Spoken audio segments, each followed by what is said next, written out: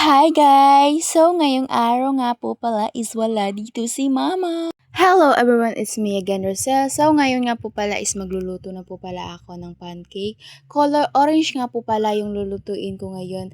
So, ngayon nga po pala is nagbili nga po pala ako kanina sa tindahan ng dalawang bird's tree at saka dalawang harina at tatlong peraso na coloring ng color orange at saka bumili na rin ako ng asukal. At saka nakita nyo naman dyan sa video na yan ay is nilagay ko na yung dalawang sachet na bird's tree at saka dalawang harina at saka nilagyan ko lang siya ng 3 kutsara ng asukal para masarap naman. Pero kung sa inyo, kung gusto nyo ng matamis, i-4 nyo yung asukal niya. Pero sa akin kasi 3 yung asukal niya kasi may bird's tree na kasi siya.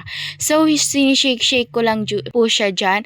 So, balik nga po pala tayo sa kahapon guys kasi wala dito ngayon si Mama kasi magluluto nga po pala ako ng pancake.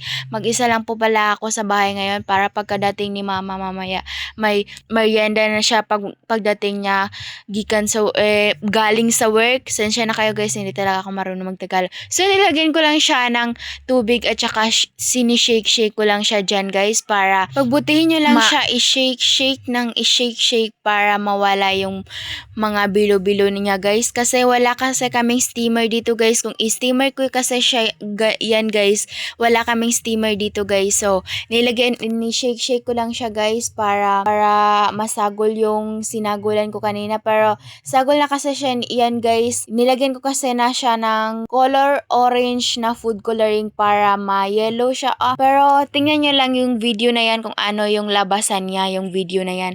So, nakikita nyo naman sa video na yan is sinishake-shake ko siya ng mabuti para mawala yung bilo-bilo niya guys.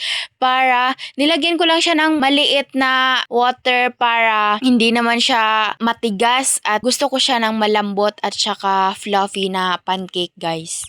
So, tapos na po pala akong mag-bake dyan. So, pagkatapos nan is na-ready ko nga po pala yung karahay at saka nilagyan ko siya ng konti lang na mantika para hindi kasi siya mag-oil.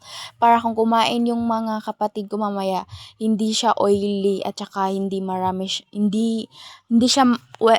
kasi siya maraming oil yung gusto ng mga kapatid ko. Kasi yung mga kapatid ko is kung kumain sila ng pancake is hindi mag-oil. So, tapos na po pala akong mag-bake dyan at saka tapos na po pala ako. Nakita nyo naman dyan is konti lang yung oil ko kanina guys. At saka dyan lang po pala nagtatapos yung video na to. At saka sa mga kabataan dyan kung hindi kayo naka-follow dyan. So, mag-follow naman kayo. Thank you for everything and thank you sa lahat na nagsusuporta sa video ko. So, nakikita nyo naman sa video na yan is so fluffy. Thank you and God bless you all.